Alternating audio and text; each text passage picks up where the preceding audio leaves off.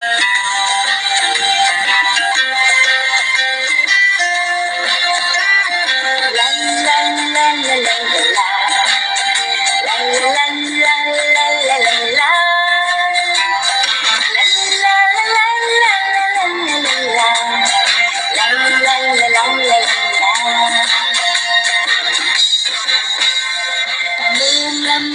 นฉันสุขใจอุ่นแอรักลังลายจนเป็นฟ้ามองไปทางไหนก็มีผู้คนเขายิ้มมาแทงสายตาเพลินอุราที่เมืองลำปางรถมาไปเที่ยวมันวิ่งกับกอบดังเขากับไพเราะสนอยินดียิ่งแล้วได้มายืนได้มายืนความสุขเรื่องคือไม่มีวันใดจะลบเลือนเมืองลำปางเมืองแค่ลางนครความสุขทุกตอนไม่ว่าวันไหนก็ไม่มีวันจางหาย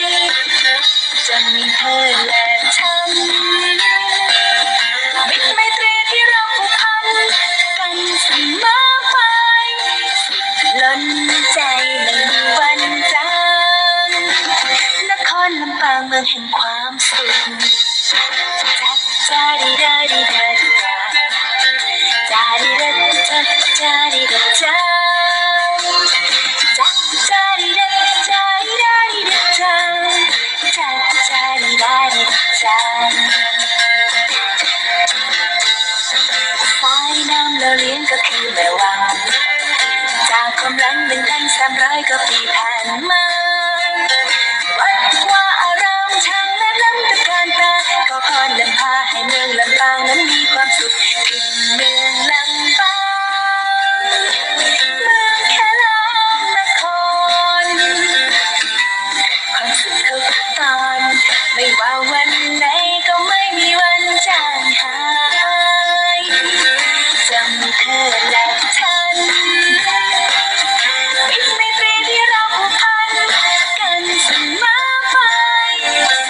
ล้ำใจไม่มีวันจางนครลำปางเมืองแห่งความสุข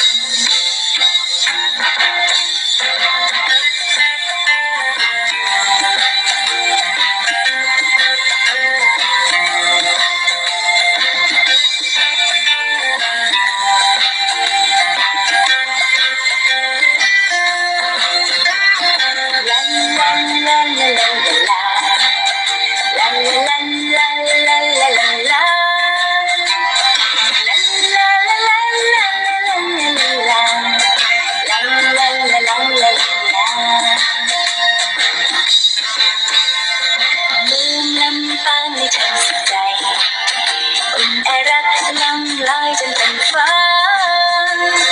มองไปทางไหนก็มีผู้คนเขายิ้มมาแทงสายตาเพลินอุราที่เมืองลำปางรถมาไปเที่ยวมันวิ่งกับกอบ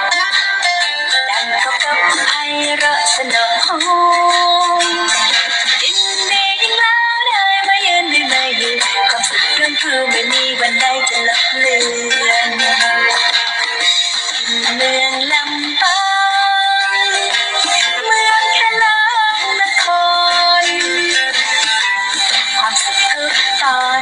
ไม่ว่าวันไหนก็ไม่มีวันจางหายจะมีเธอและฉันมิตรไมตรีที่เราผูกพันกันเสมอไปล้นใจไม่มีวันจางนครลำปางเมืองแห่งความสุขจักจาดีดาดีดาดีดาจาดีดาจักจาดีดาจาจักจาดีดาจาดีดาดีดาจาจักจาดีดาดีดาจาสายน้ำเราเลี้ยงก็คือแม่วังจากความหลัง1,300 กว่าปีผ่านมาวัดว่าอารามช่างและล้ำตระการตาขอพรนำพาให้เมืองลำปางนั้นมีความสุขถิ่นเมืองลำปางเมืองแค่ลางนครความสุขทุก ตอนไม่ว่าวันไหนก็ไม่มีวันจางหายจะมีเธอและฉันมิตรไมตรีที่เราผูกพันกันเสมอไปสุดล้นใจไม่มีวันจางนครลำปางเมืองแห่งความสุข